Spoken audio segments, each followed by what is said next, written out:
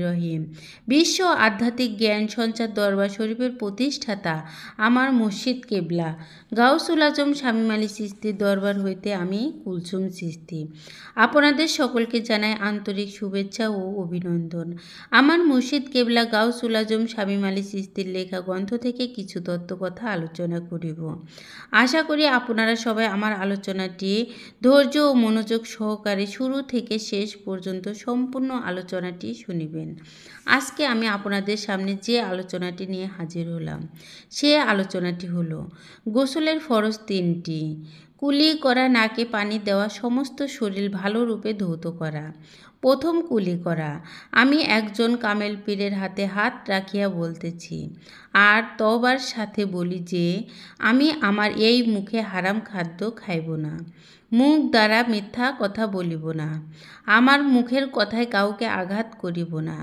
যদি এই আইন মানিয়া চলিতে পারি তবেই আমার গোসলের ফরজ মানা হইল। নাকে পানি দেওয়া। এই নাক দ্বারা কোনো কুঘ্রাণ না নেই এবং অন্য বাড়িতে ইলিশ মাছ ভাজার ঘ্রাণ পাইয়া আমি যেন মনে খাবার স্বাদ না আনি।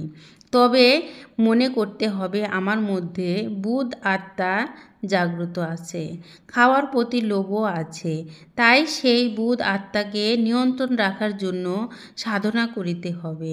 সেই সাধনা করিতে চাইলে কিভাবে করিতে হয় তাই একজন কামেল পীরের কাছে জানিয়া নিতে হবে।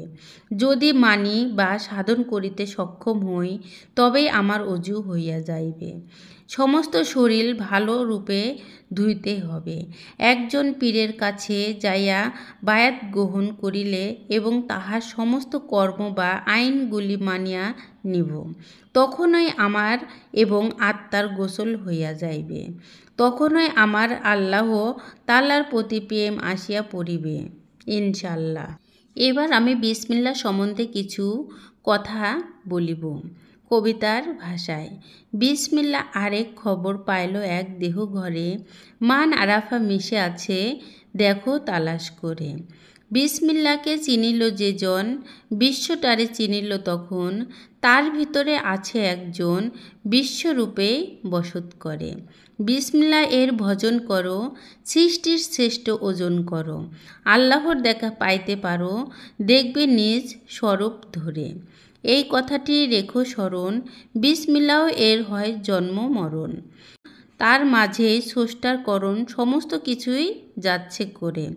সৃষ্টিতে যাহা পায় বিসমিল্লাহ ছাড়া কিছু নাই। সৃষ্টির উৎস বিসমিল্লাতে পায়, দেখো যাচাই করে। কোরআনেতে সূরা পড়লে সবার আগে লক্ষ্য করলে বিসমিল্লাহই প্রথম পড়ে, আর বলিব কেমন করে।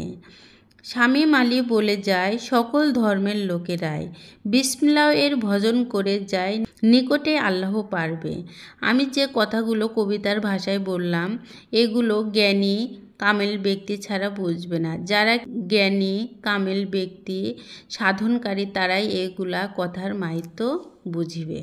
আমি যে আলোচনাগুলো আপনাদের মাঝে করেছি এই আলোচনাগুলো আপনাদের কাছে কতটুকু ভালো লেগেছে, যদি ভালো লেগে থাকে তাহলে আমাদের এই চ্যানেলটি সাবস্ক্রাইব করে দিবেন। সামনে আরও ভালো ভালো আলোচনা পেয়ে যাবেন এবং আপনারা সামনে কী ধরনের আলোচনা চান আমাদেরকে কমেন্টে জানাবেন। আমরা চেষ্টা করিব আপনাদের পছন্দ মতো আলোচনা নিয়ে আসতে। আমার এই আলোচনাটি করতে যাইয়া কথা ভাষার ছন্দে কোনো ভুল হইয়া থাকে তাহলে আমাকে ক্ষমা ও সুন্দর দৃষ্টিতে দেখিবেন। সকলে আমার জন্য দোয়া করিবেন আমি যেন আপনাদের সামনে ভালো ভালো আলোচনাগুলো নিয়ে আসতে পারি এবং শোনাইতে পারি। সর্বশেষে সকলের চরণে হাত রেখে একটি কথা বলতে চাই, আল্লাহ গোপনেরও গোপন। সে গোপনকে পাইতে হলে একজন কামেল মুর্শিদের কাছে যাইয়া বায়াত গ্রহণ করে সেই গোপন ইবাদত সাধনার মাধ্যমে আল্লাহকে লাভ করিতে হবে। সকলে ভালো থাকবেন, সুস্থ থাকবেন। আল্লাহ হাফেজ।